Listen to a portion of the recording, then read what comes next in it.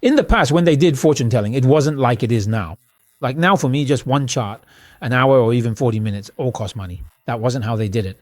Their way was they'd invite you to their home and you'd stay for a month. At first, for about 3, 5, or 10 days, they'd observe you. They'd see how high your status or rank was, everyone. They'd treat you to food, drinks, and entertainment. And at the same time, they'd send your chart to this master who would be living very comfortably. Then, for the remaining time, maybe, for the next 20 days, the entire family's charts would be brought to you to look at all at once. That's how it was.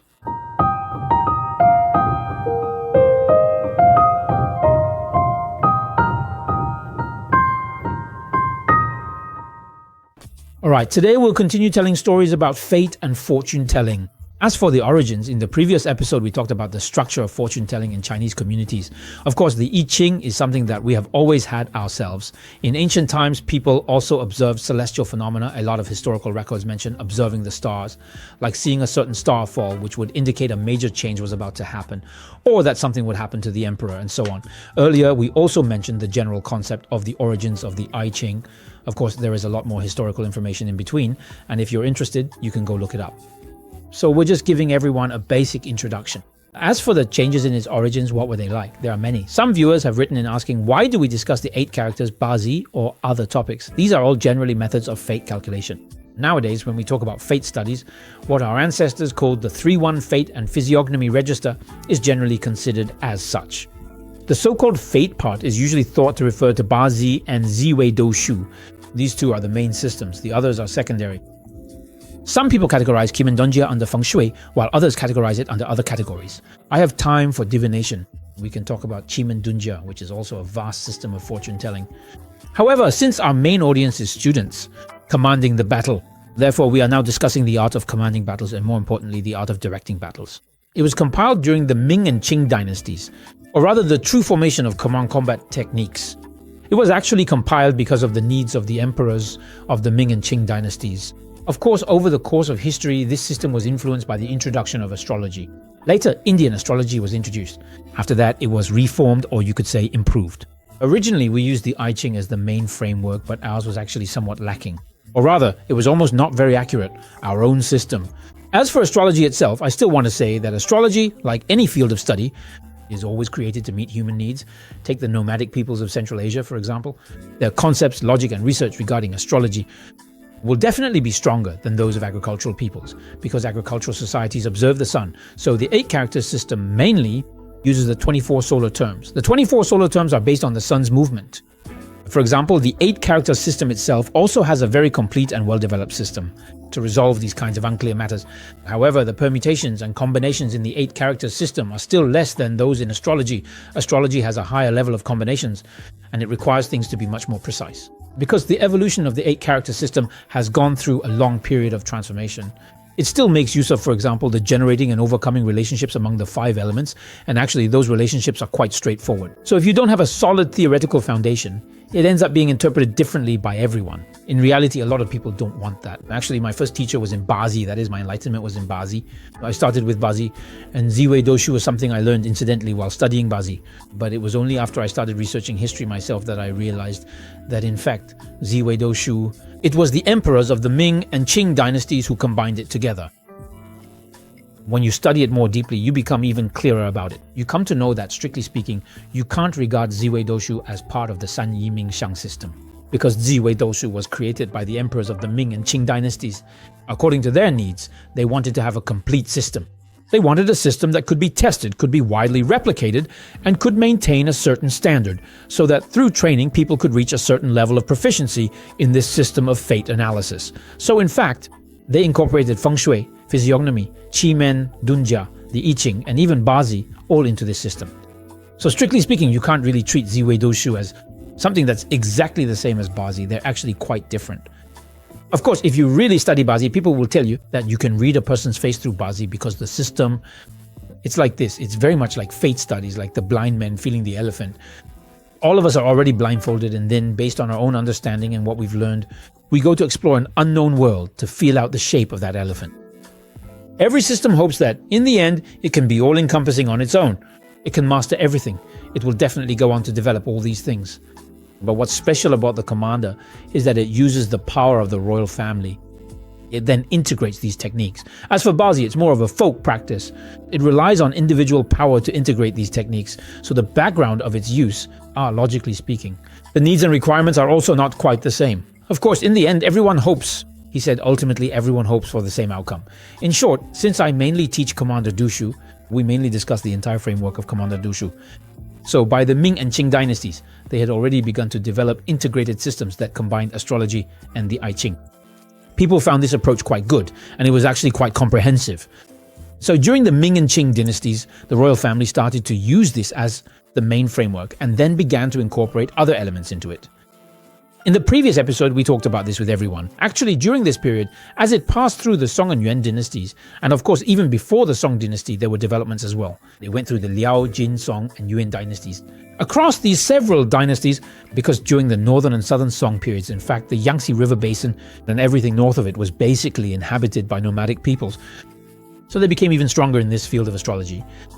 They produced a much larger number of works on the subject, and there were significant innovations in the field of fate prediction. They improved the Zuo Wei Dou method. Then, by the Ming and Qing dynasties, people realized that this method was actually very effective. Then they began to use the power of the emperor to make this the main system and start from there. They consolidated other smaller techniques into it, including things you might have heard of like Qimendunjia, the Dharma Yizhang Jing, and some Feng Shui practices. There were also things like Xiaoluren, which were incorporated as well. After merging all these in, it allowed the system it became extremely comprehensive. When I teach classes, I often talk to them about this. Many students ask me, "Teacher, if the royal families of the Ming and Qing dynasties consolidated such powerful things, then why did they still fall? Why did they still perish?" Actually, the reality is quite straightforward. It's just like when we do fortune telling. Sometimes I tell my clients, don't get too close to your mistress lately, or your wife will catch you. Do the clients listen? No, they don't listen, and they still get caught. The fate chart still shows the hidden lines, So, accuracy is one thing, being impressive is another, but whether the emperor listens or not is a different matter altogether. But you can't deny it. During the Ming and Qing dynasties, by the time of the Wanli emperor, the country was already on the verge of collapse. If you look at its GDP throughout the entire Qing dynasty, its GDP never surpassed that of the late Ming dynasty. In other words, the Ming dynasty was actually a very powerful era, a truly strong dynasty. Did you know that the Ming dynasty already had rocket launchers? Everyone knows about the Ming Navy. When Admiral Zheng He sailed to the Western Seas, the fleet he led was essentially an armed diplomatic mission. Do you know how many people he brought? He took more than 2,000 soldiers with him. Just imagine how many warships that required. And to build those, they needed very advanced technology. So in fact, the Ming dynasty was extremely technologically advanced. So what about the Qing dynasty? The official title of the Qing emperor was the Khan of the Manchu-Mongol alliance. In other words, the territory of the Qing dynasty was inherited from the Yuan dynasty's reign. So what about the people of the Qing dynasty and the Qing emperors? Why is it that the ISZN family, nowadays whenever you see someone with the surname Jin, which means gold, there's a chance they might be from the ISZN clan? The reason is that although it might not be true, they themselves believe that they were the heirs of Genghis Khan's golden family. So the name ISZN actually means golden.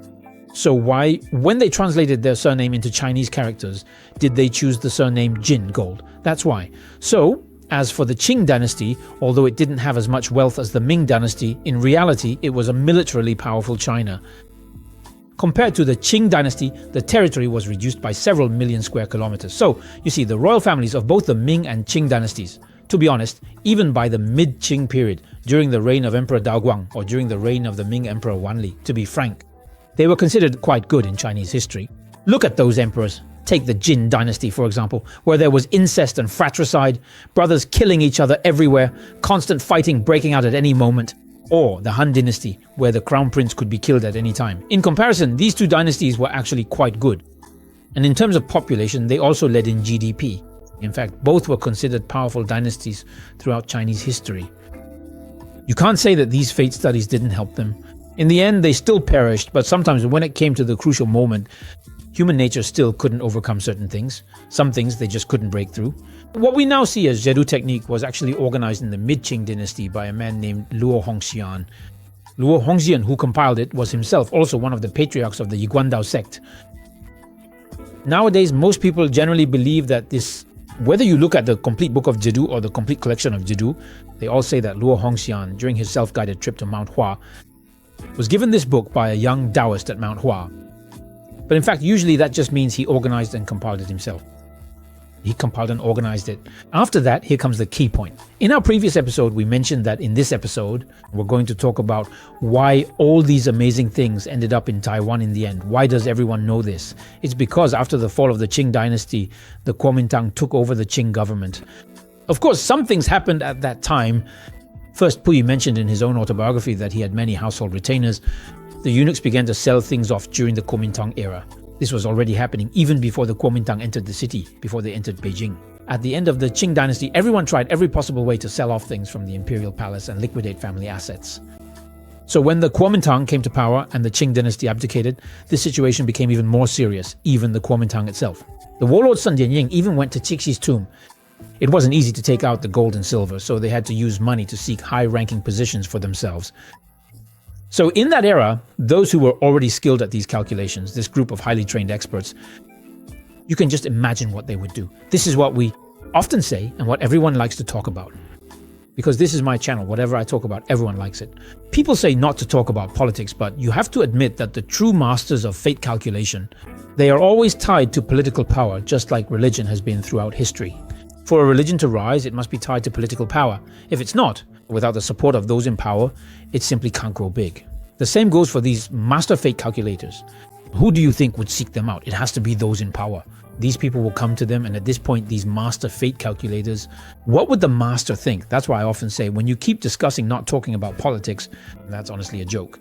It should be said that a fate calculator has the ability to judge what kind of leader he should choose. He can use his ability to predict the future, to judge what kind of leader, and at that time, during the years of war and chaos, this group of experts, they made their choice. They came to Taiwan together with the Kuomintang. I keep saying many people think that Zi Wei Doshu is just fortune telling, but in reality that's not the case. How could something used by emperors during the Ming and Qing dynasties be just for fortune telling? If it was really about fortune telling, it would mainly be about the fate of the nation, and only later about personal fortune telling. That makes more sense, right? Think about it. If you were the emperor and you developed a whole academic system, what would people be calculating? What would you need to calculate? You're the emperor. What would this school be calculating? Calculating whether your concubines in the harem would have affairs, or whether you yourself would have a mistress, whether you'd get caught. He doesn't need that at all. He absolutely doesn't need to worry about these things, right? He can have any woman he wants, so why would he worry about getting caught with a mistress? So is there really such a problem over there? That's why historically Doshu mainly discusses its core structure. It's about the fate of the nation, the overall strategic layout, and even military operations. Only much later does it get into discussing individual destinies. That's why we often say you need to understand the historical context. Only then will you know where its true strengths lie. Let me share a story with you all. When I was studying Geng, during that period, to be honest, if you don't have a background in traditional Chinese medicine, studying Geng is definitely very tough. The Zuosho technique is filled with concepts from ancient Chinese medicine. If you don't have a background in ancient Chinese medicine, or when you're studying the theory, reading this part, you'll find it very difficult. So I became an apprentice to a Chinese medicine doctor. This doctor was actually my high school classmate, and who was his teacher? His teacher was the grandson of a former imperial physician. During our conversation, the two of us, both already nearing 40 years old, these two old men were chatting. While we were talking about this, I asked him, a former imperial physician, huh? At that time, I was practicing swimming and learning to dive, so my body had some discomfort in the muscles and bones. I asked him, saying that my shoulder had always had problems because of a dislocation. What should I do about this? My classmate told me, imperial physicians were generally not very good at treating injuries. I said, imperial physicians were generally not very good at treating injuries.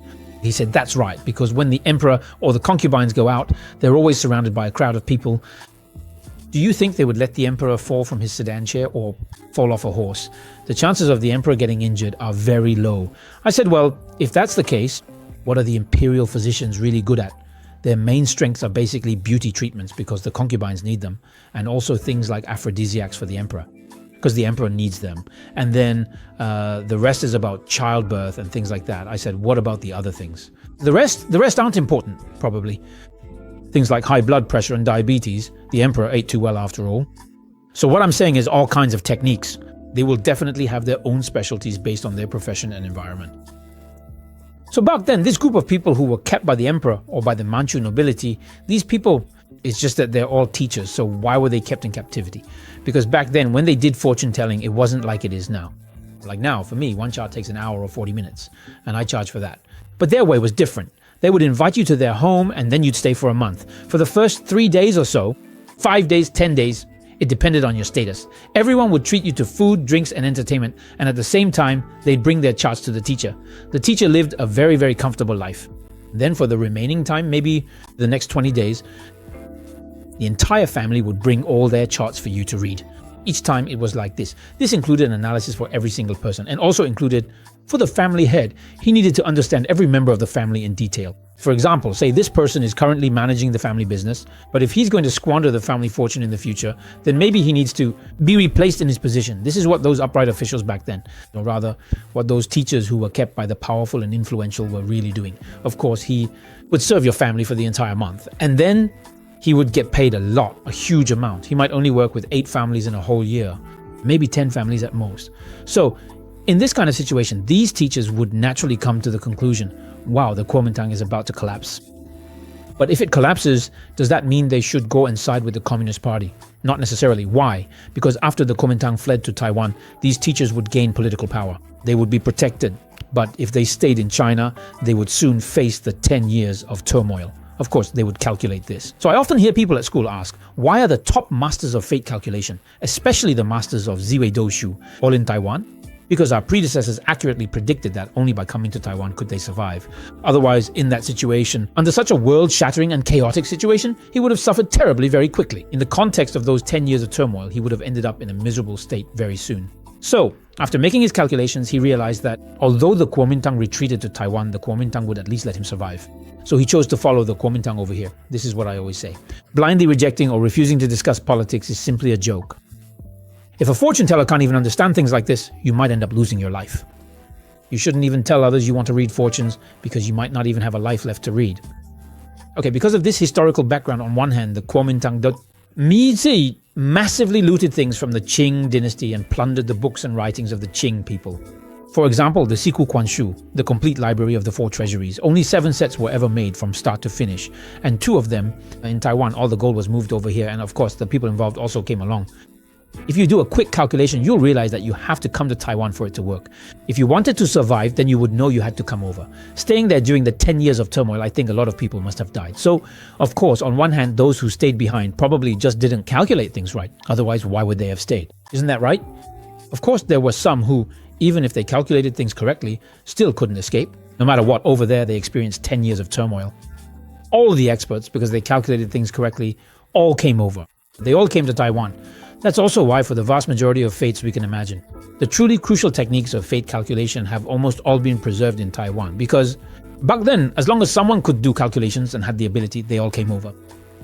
Having ability also means that they were definitely teachers with a decent level of skill.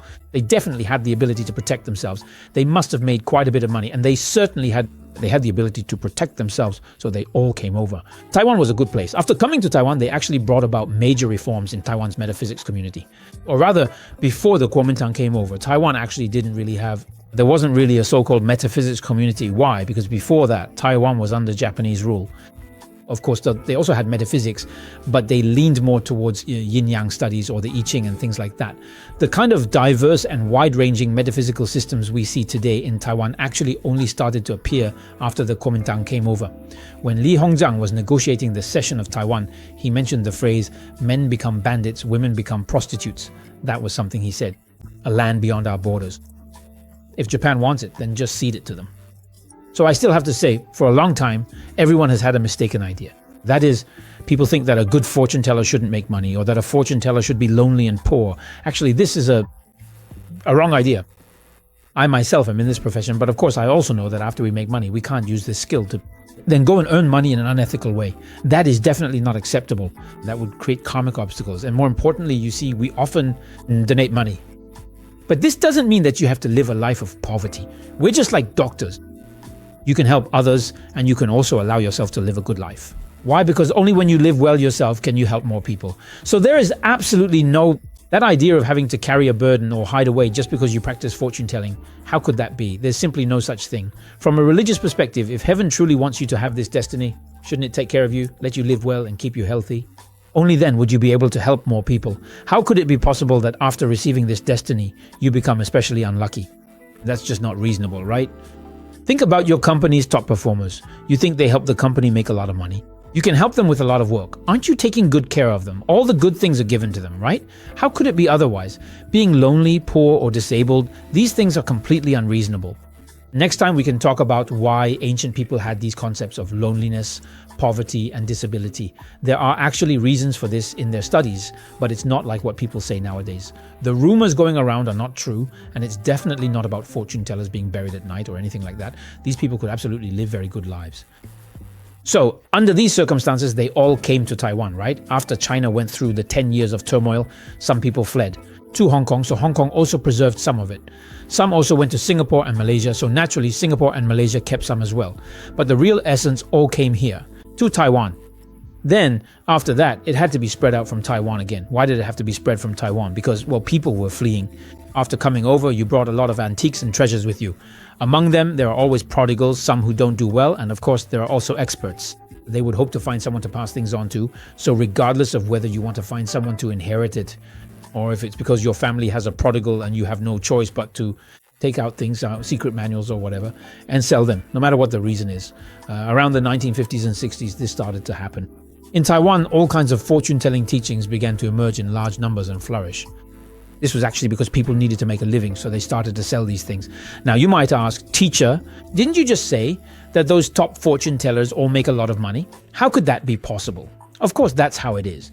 But the problem is, during those war-torn years, when people came over, everyone was struggling to get by. Some fathers were experts, but their sons, the sons were prodigals, so the fathers had no choice but to come out and teach, to take their knowledge and sell it off.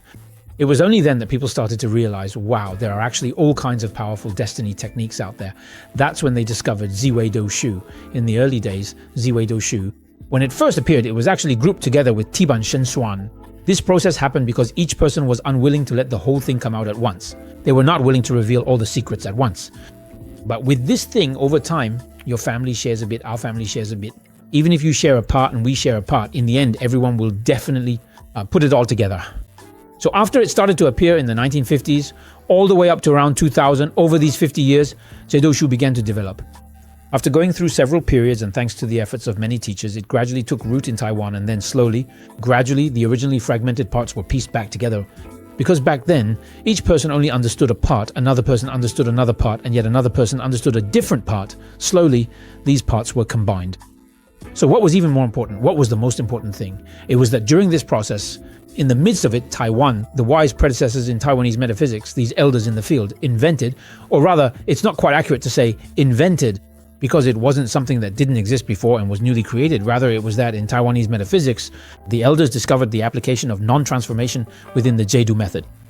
Now, this technique actually is because Zi Wei Shu, it conceals the principles of the I Ching within it. So the true origin behind this technique is actually the I Ching. However, once the academic system was established, everyone learned it as a complete system. They overlooked it. The techniques that were originally included within the system itself. With this part missing, I really like it. If we use MMA, mixed martial arts, as an analogy for Zi Wei Shu, MMA in its earliest origins came from the Gracie family in Brazil, who used Brazilian Jiu-Jitsu.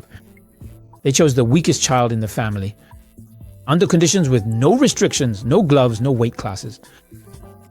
He went one-on-one against 8 different fighting styles and won the championship. Only then did people realize. So there was something as powerful as Gracie Jiu-Jitsu in this world. Of course, as time went on, later matches started to combine different styles. So from that point, it gradually evolved into what we now know as mixed martial arts. Before that, professional competitions were just boxing, wrestling, karate, and so on. People slowly realized, they said, so this actually originated from Japanese judo's jiu-jitsu, because Brazilian Gracie jiu-jitsu was taught by Japanese people. And then, if I originally practiced Muay Thai and now I knock you down with a kick, after that I can still, once it goes to the ground, I can use joint locks and muscle techniques to overcome the weight difference between us. So everyone gradually started to use this as a technique and began combining all sorts of martial arts skills. Bringing in techniques from both sides to fight. It's very much like this concept where it starts with a technique that everyone finds highly effective and then integrates other techniques. Over time, it was developed into a complete system, turned into a comprehensive system. But in the process of becoming a complete system, it's just like when we talk about martial arts. Say you originally learned Muay Thai. Even if you pick up Jiu-Jitsu for competition, you'll still be stronger in Muay Thai techniques, right? Or for example, if your background is in judo or wrestling, then your ground techniques will definitely be stronger, right? Or if you originally trained in boxing, then at this point, your punching techniques will definitely be better. Your punching skills will definitely be better than someone who learned judo, right? So everyone will have their own background, and that's why these situations occur. In such cases, people will use these systems in their own ways. That's how all these so-called schools or styles emerged. But during this process, each teacher started to realize, looking back, they discovered that, in fact, when everyone had already mastered combat techniques, the system was already complete. It had already become a fully formed system, and you might have overlooked that. Actually, within this system, there was a technique that was extremely effective in Taiwan. These clever predecessors each discovered this aspect on their own. Then in the early years, that is during the 1960s and 70s, it began. Some teachers put forward this kind of perspective, this unconventional viewpoint, namely your parents. The palace gong will influence your marriage palace, which is actually the position of your parents' palace. The heart yao will influence the heart yao of the marriage palace, or my life palace will influence your wealth palace. My personality will affect the way you make money. As long as we are connected, these predecessors discovered that, in fact, this is what the I Ching has been talking about all along. It turns out it can be used in this way. It was originally hidden deep within Zi Wei Dushu. But now they've discovered that this hidden thing can actually be used in this way. When using it, people began to develop it independently, according to their own understanding, each going their own way. As development continued by around the 1970s, different teachers started doing things their own way. Then, as they exchanged ideas or even secretly learned from each other, things gradually merged into what we now call a relatively complete so-called non-verbal system. If you look it up online, you'll see that those who specialize in non-verbal techniques claim that their skills come from Jutian Xuannu, but to be honest, that's simply impossible. Let's not even talk about whether Jutian Xuannu is a mythical figure. Her existence is only because the legend of Jutian Xuannu has been passed down. Among the 5 classic texts of the emperor, one of them is called The Art of War. This Art of War. Later on, Kimen Dunjia claimed that this was actually Kimen Dunjia. And now, in order to promote Zi Wei Doshu, people say that the book is actually about Zi Wei Doshu. Of course, you could also put it this way because Zi Wei Doshu already contains elements of Kimen Dunjia. So Kimen Dunjia borrowed from The Art of War and Zi Wei Doshu. By borrowing from Kimen Dunjia, you could also say it's Zi Wei Doshu. It's basically like back then when the 9 Heavens melody was revealed, but everyone knows that this is actually just a fabricated myth, a made-up story. In reality, it definitely wasn't like that. Okay, anyway, it later became very popular. This so-called amazing nonsense technique. Actually, in reality, many people don't know. In fact, it originated in Taiwan. It was actually developed by various predecessors in Taiwan, who created a complete system by utilizing elements from Zi Wei Dushu, the I Ching, and Kimen Dunjia. They organized these components into a very comprehensive system. That's why, all over the world, when we see people using Zi Wei, experts, only teachers from Taiwan know how to use this differentiation technique. With information transmission's advancement, people from China or other places have learned it because they study with teachers from Taiwan. But in the early days, these methods were actually organized and systematized by the predecessors in Taiwan. This is a very interesting phenomenon. We see an academic discipline being influenced by politics. The interactions between Arabs and people of the Tang dynasty through both trade and warfare gradually became intertwined. They came together, but because of political factors, whether it's religion or cultural influences, there was an impact. This forced him to integrate, to adapt, and to seek a way out for himself. Step by step, it eventually came to be used by the royal family. This allowed him to access more resources and refine his work even further. Due to political reasons, entire sets of techniques were organized. He came to Taiwan, and then these were transmitted back from Taiwan. Why do I often say that when studying fate and destiny, you need to understand history? It's because if you don't understand history, you won't know its background. You won't know why this technique exists, what its perspective is, and you won't be able to tell which information we read in books might be wrong, which parts are fabricated and which things are real and were meant to be passed down by the ancients. These are precious assets left to us. In the next episode, we'll talk more about philosophy, how the process of philosophizing developed in Taiwan, and also discuss some common misconceptions people have about Zi Wei Doshu, what happened when it spread to other places, and in fact, since Zi Wei Doshu was a technique exclusively used by the royal families during the Ming and Qing dynasties, in fact, what exactly can it do? And after it came to Taiwan, why did people in the early days, when learning Zi Wei Doshu, always have to read the investiture of the gods? Is there really any connection between Zi Wei Doshu and the investiture of the gods? If you're interested in this series of stories about the origins of Doshu, or if you want to know about certain parts, or if you're curious about any of these behind-the-scenes gossip and secrets, there were even a few teachers in Hong Kong who, because of this, ended up publicly attacking each other in newspapers, all for the sake of the theories of 读书. If there's anything you want to know, feel free to leave me a comment and I'll share everything I know.